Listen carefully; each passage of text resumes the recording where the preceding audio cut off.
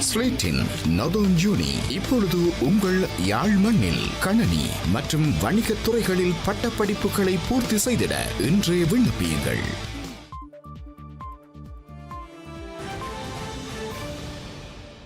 வணக்கம். இது ஐபிசி தமிழின் செய்தி நேரம். முதலில் தலைப்புச் செய்திகள்.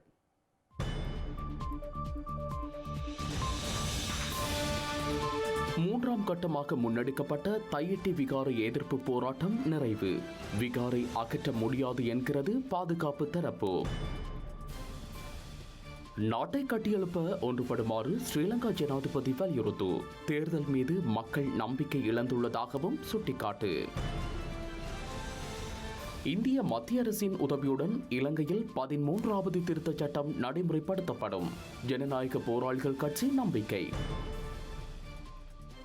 மிக மோசமான தொடர்ந்து விபத்துகளில் ஒன்றாக பதிவான ஒடிசா தொடர்ந்து விபத்து. உயிரிழப்புகளின் எண்ணிக்கை 288ஆக அதிகரிப்பு. துருக்கி அரசு தலைவராக மீண்டும் பதவியேற்றார் ரெசப் தயிப் எர்டோகன்.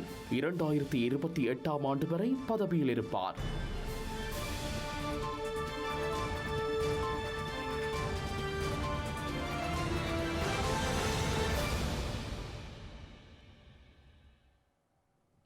தொடர்பான விரிவான செய்திகள். பௌத்தர்களின் பொசன் போயா தினம் இன்று கொண்டாடப்படும் நிலையில் யாழ்ப்பாணம் காங்கேசன்துறை தையிட்டி திஸ்ஸ விகாரைக்கு எதிர்ப்பு தெரிவித்து ஆரம்பிக்கப்பட்ட மூன்றாம் கட்ட போராட்டம் முடிவிற்கு கொண்டுவரப்பட்டுள்ளது. தொடர் போராட்டங்கள் மேற்கொள்ளப்பட்டிருந்தாலும் குறித்த விகாரையை அகற்ற முடியாது என பாதுகாப்பு தரப்பு வட்டாரங்கள் தெரிவித்துள்ளமை குறிப்பிடத்தக்கது.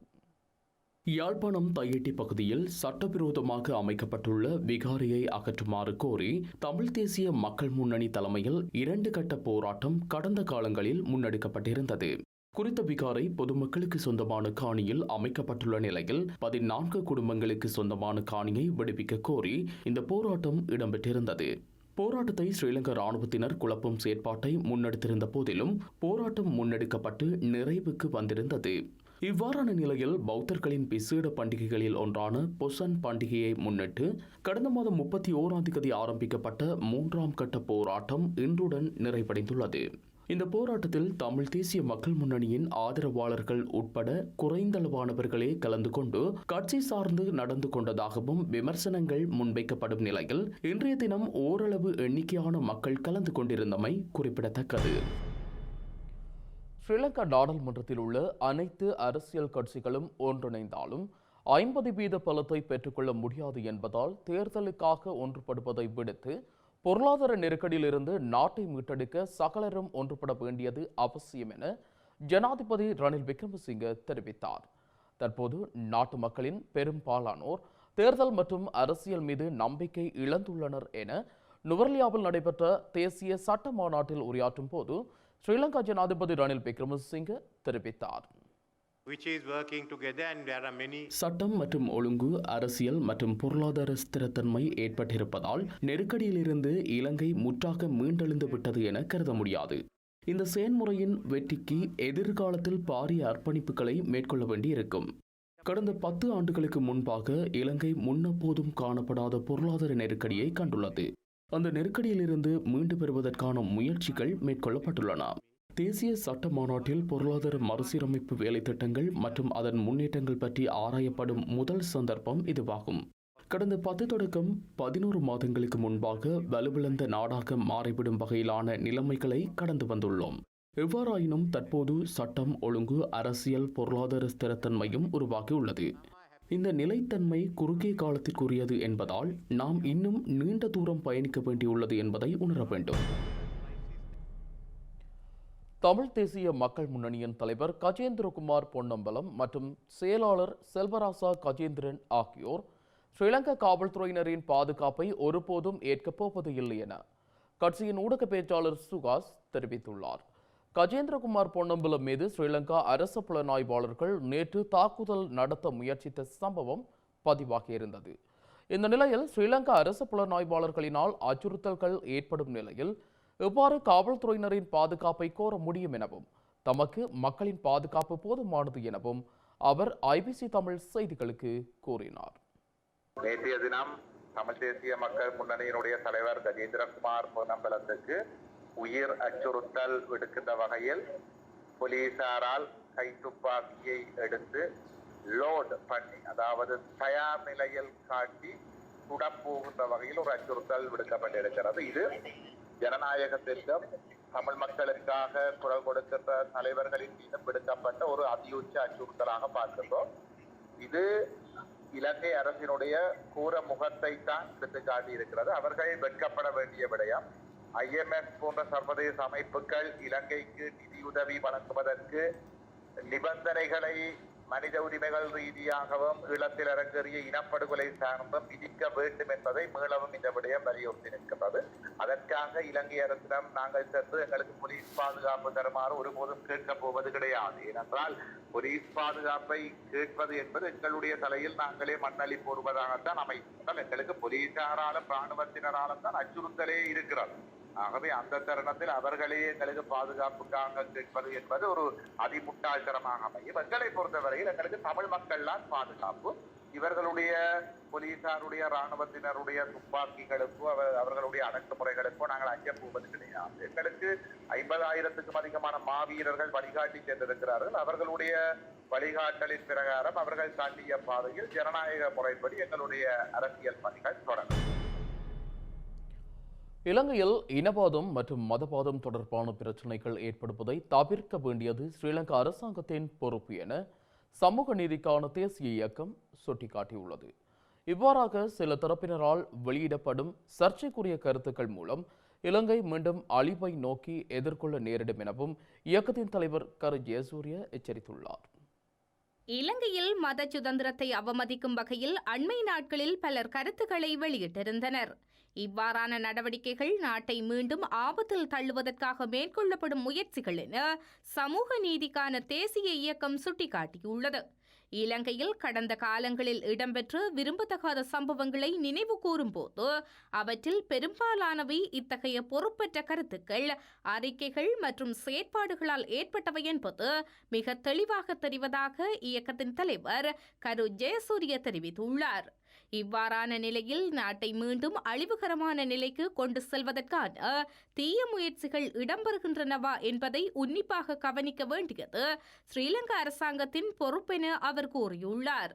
இலங்கையில் கடந்த 1915 மற்றும் 1983 ஆண்டுகளின் துரதிர்ஷ்டவசமான சூழ்நிலைக்கு முன்னர் நாட்டில் இன மற்றும் மத குழப்பங்கள் ஏற்பட்டிருந்ததாக அவர் நினைவூட்டியுள்ளார். இந்த நிலையில் இலங்கையில் மீண்டும் இவ்வாறான நிலைமைகள் ஏற்படுவதை தவிர்ப்பதற்கு நாட்டின் அனைத்து மத தலைவர்கள், குடிசார் சமூக அமைப்புகள், வெகுசன ஊடகங்கள் மற்றும் அரசியல் அதிகாரம் ஆகியவற்றுக்கு வலுவான பொறுப்பு உள்ளதாக கரு ஜெயசூரிய குறிப்பிட்டுள்ளார். லண்டனில் தமிழ் மக்கள் அதிகமாக வாழும் பகுதியில் இன்று கிராண்ட் வியூ என்ற பெயரில் அழகிய பெரிய மண்டபம் ஒன்று இன்று முற்பகலில் திறந்து வைக்கப்பட்டுள்ளது. தொழில் முனைப்பு ஆர்வம் கொண்ட தமிழ் இளையவர்களால் நிர்வகிக்கப்படும் இந்த மண்டபம் சுற்றாடல் பகுதியில் வசிக்கும் தமிழ் மக்கள் உட்பட்ட சகலருக்கும் தமது விழாக்களை நடத்தும் வாய்ப்புகளை உருவாக்கியுள்ளது. இந்த கிராண்ட் வியூ மண்டபம் ரைஸ்லிப் லிடில் பல்பொருள் அங்காடிக்கு அருகில் அமைந்துள்ளமை குறிப்பிடத்தக்கது.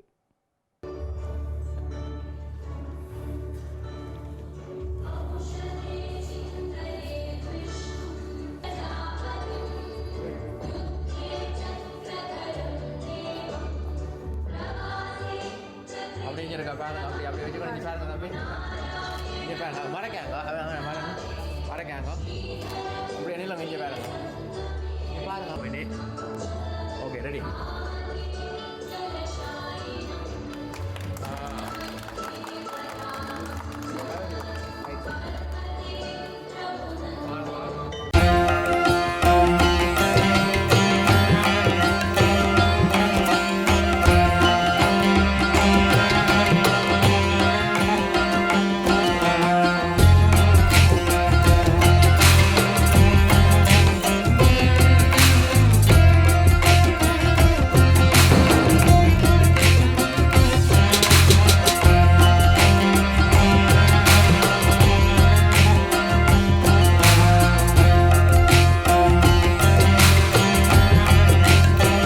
மத்திய அரசாங்கத்தின் உதவியுடன் இலங்கையில் 13வது திருத்த சட்டம் நடைமுறைப்படுத்தப்படும் என ஜனநாயக போராளிகள் கட்சி நம்பிக்கை வெளியிட்டுள்ளது.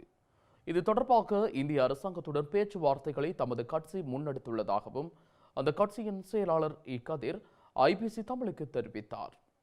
அரசாங்கத்தோடு நல்லுறவை பேணி வருகின்றோம். அது 2008ஆம் ஆண்டு துருவி மாவீர நாள் தலைவருடைய அந்த சிந்தனையின்படி இந்தியாவுக்கு நாங்கள் எங்களுடைய நேச கழகங்களை ஏற்றிருக்கிறோம். அதை கட்டி பிடித்துக் கொண்டு தொடர்ச்சியாக நமது மக்களுக்கான சுதந்திரத்தை வென்றெடுத்து சுயநிர்ணய உரிமையை வென்றெடுப்பதற்காக நம்மால் முடிந்தளவு நாங்கள் அந்த உறவினர்களை பேணி முதலிலே 13வது திருத்தச் சட்டம் வடக்கு கிழக்கு இணைந்த காணி போலீஸ் அதிகாரங்களோடு அந்த 13வது திருத்தச் சட்டத்தை இங்கே நாம் ஏற்படுத்துவது அந்த தளத்திலே இருந்து கொண்டு நிரந்தர தீர்வாக சுயநிர்ணய உரிமையை நாங்கள் சர்வதேச ரீதியான ஆதரவுடன் தாயகத்திலே வெளியிட்டுள்ளதற்கு இந்தியாவுடைய பூரண ஆதரவோடும் அனுசரணையோடும் செயற்திட்டத்தை இங்கே முன்னெடுத்திருக்கிறோம். எதிர்காலத்தில் அது நிச்சயமாக வெற்றியளிக்கும் என்பதையும் நாங்கள் நம்புகின்றோம். அதற்காக மோடி இந்தியா தொடர்ந்தும் அனுசரணை வழங்கி ஏற்படும் என்பதை நாங்கள் நம்புகிறோம்.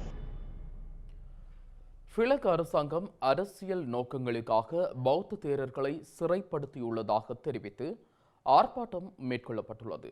இந்த ஆர்ப்பாட்டம் வெலிக்கடை சிறைச்சாலைக்கு முன்பாக இன்று முன்னெடுக்கப்பட்டுள்ளது. இலங்கையின் மத சுதந்திரத்தை பாதிக்கும் வகையில் கருத்து வெளியிட்ட ராஜாங்கலை சத்தானந்த தேரர் கடந்த 29ஆம் தேதி கைது செய்யப்பட்டு விளக்கமறியலில் வைக்கப்பட்டுள்ளார். இந்த நிலையில் இலங்கை வாழ் பௌத்தர்களுக்கு மிக முக்கியமான இன்றைய பொசன் பௌர்ணமி தினத்தில் அவரை விடுதலை செய்ய ஸ்ரீலங்கா அரசாங்கமும் ஜனாதிபதியும் நடவடிக்கை எடுக்க வேண்டுமென கோரி அனைத்து மத பிரதிநிதிகளாலும் இன்று ஆர்ப்பாட்டம் ஒன்று முன்னெடுக்கப்பட்டிருந்தது.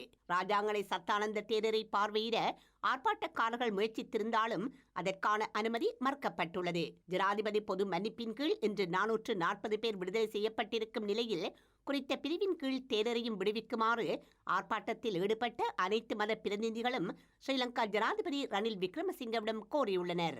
இன்றைய தினம் தேரர்கள் தூசணம் கதைத்திருக்கலாம், இருந்தாலும் கூட இன்றைய தினம் போய தினமாகும். இந்த நிமித்தத்தை அதிபர் ஜனாதிபதி அவர்கள் சிரமேற்கொண்டு சாதுவை விடுவிக்குமாறு அன்புடன் இந்து மக்களாகிய குருக்களாகிய நான் வேண்டுகின்றேன். ஸ்ரீலங்கா பாதுகாப்பு அமைச்சின் புதிய செயலாளராக ஜனாதிபதி அலுவலக பிரதானியும் தேசிய பாதுகாப்பு தொடர்பான ஜனாதிபதியின் ஆலோசகருமான சாகல ரத்நாயக்கவை நியமிக்க உள்ளதாக தெரிவிக்கப்பட்டுள்ளது. இது தொடர்பான கலந்துரையாடல்களை ஸ்ரீலங்கா ஜனாதிபதி ரணில் விக்ரமசிங்க உயர்மட்ட அதிகாரிகளுடன் மேற்கொள்ள ஆரம்பித்திருப்பதாக தகவல் அறிந்த அரசியல் வட்டாரங்கள் தெரிவித்துள்ளன. இலங்கையில் இந்த வருடம் ஜனாதிபதி தேர்தல் நடைபெறவுள்ளதாக பல செய்திகள் வெளியாகியிருந்தன. இந்த நிலையில் ஜனாதிபதி தேர்தலுக்கு முன்பதாக அரசு நிர்வாக சபையில் பல மாற்றங்களை செய்ய ஸ்ரீலங்கா ஜனாதிபதி ரணில் விக்ரமசிங்க தீர்மானித்துள்ளதாக தகவல் அறிந்த அரசியல் வட்டாரங்கள் தெரிவித்துள்ளன. இதனொரு அங்கமாக ஸ்ரீலங்கா பாதுகாப்பு செயலாளராக தற்போது ஜெனரல் ஹமல் குணரட்ன சேவையாற்றி வரும் நிலையில் அவருக்கு பதிலாக ஜனாதிபதி அலுவலக பிரதானியும் தேசிய பாதுகாப்பு தொடர்பான ஜனாதிபதியின் ஆலோசகருமான சாகல ரட்நாயக்க நியமிக்கப்படவுள்ளதாக தெரிவிக்கப்பட்டுள்ளது. இலங்கையில் உள்ள தொல்பொருள் முக்கியத்துவம் வாய்ந்த இடங்கள் தமிழ், முஸ்லிம், பௌத்த இனத்தவர்கள் எவருக்கும் சொந்தமானது அல்ல என ஸ்ரீலங்கா சுற்றாடல் துறை ராஜாங்க அமைச்சர் டயானா கமகே சுட்டிக்காட்டியுள்ளார்.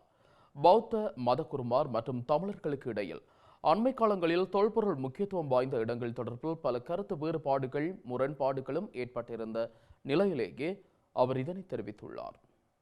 இலங்கையில் உள்ள தொல்பொருள் முக்கியத்துவம் வாய்ந்த இடங்களை பௌத்தர்களும் பௌத்த மத குருமார்களும் தமது சொத்து என உரிமை கொண்டாடுவதும் அங்கு விகாரைகளை அமைக்க முயற்சிப்பதும் தவறான செயல் என ஸ்ரீலங்கா சுற்றுலாத்துறை ராஜாங்க அமைச்சர் டயானா கமகே சுட்டிக்காட்டியுள்ளார். வடக்கு மற்றும் கிழக்கு மாகாணங்களில் உள்ள கோவில்கள் தமிழர்களுக்கும் தென் மாகாணத்தில் உள்ள விகாரைகள் சிங்களவர்களுக்கும் உரியவை என மேற்கொள்ளப்படும் கூற்றுக்கள் தவறானவை என அவர் கூறியுள்ளார். அத்துடன் அவை ஸ்ரீலங்கா தொல்பொருள் திணைக்களத்துக்கு சொந்தமானவை எனவும் அவர் தெரிவித்துள்ளார். இந்த நிலையில் மக்களுக்கிடையில் நாளாந்தம் ஏற்படும் இவ்வாறான பிரச்சினைகளை இல்லாதொழிக்கும் வகையிலான சட்டம் ஒன்று தயாரிக்கப்பட வேண்டுமென டயானா கமகே வலியுறுத்தியுள்ளார். இதேவேளை ஸ்ரீலங்கா அமைச்சரவை அமைச்சர்கள் தமது கீழ் உள்ள ராஜாங்க அமைச்சர்களை பணியாற்ற அனுமதிப்பதில்லை என அவர் குற்றம் சாட்டியுள்ளார். ஸ்ரீலங்கா ஜனாதிபதி ரணில் விக்ரமசிங்கவிடம் டயானா கமகே இந்த குற்றச்சாட்டை முன்வைத்துள்ளார். அத்துடன் ஸ்ரீலங்கா அரசாங்கத்தில் உள்ள பெரும்பாலான ராஜாங்க அமைச்சர்கள் இந்த நிலையை எதிர்நோக்குவதாகவும் அவர் சுட்டிக்காட்டியுள்ளார். செய்திகளின் நிறைவாக மீண்டும் தலைப்புச் செய்திகள்.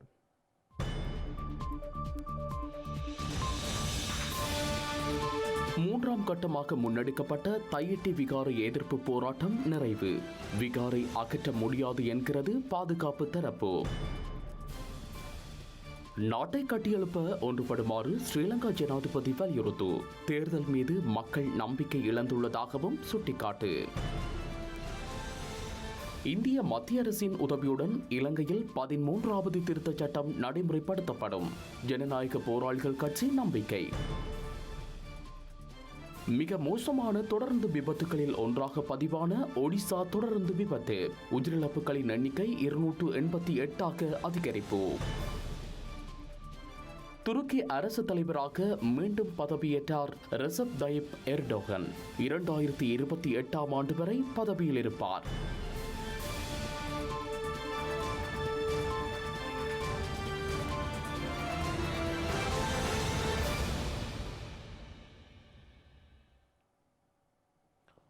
இத்துடன் ஐபிசி தமிழின் செய்தி நேரம் நிறைவடைகின்றது. உடனுக்குடன் செய்திகளை அறிந்து கொள்ள ibctamil.com என்ற நமது இணையதளத்தை பார்வையிடுங்கள். வணக்கம்.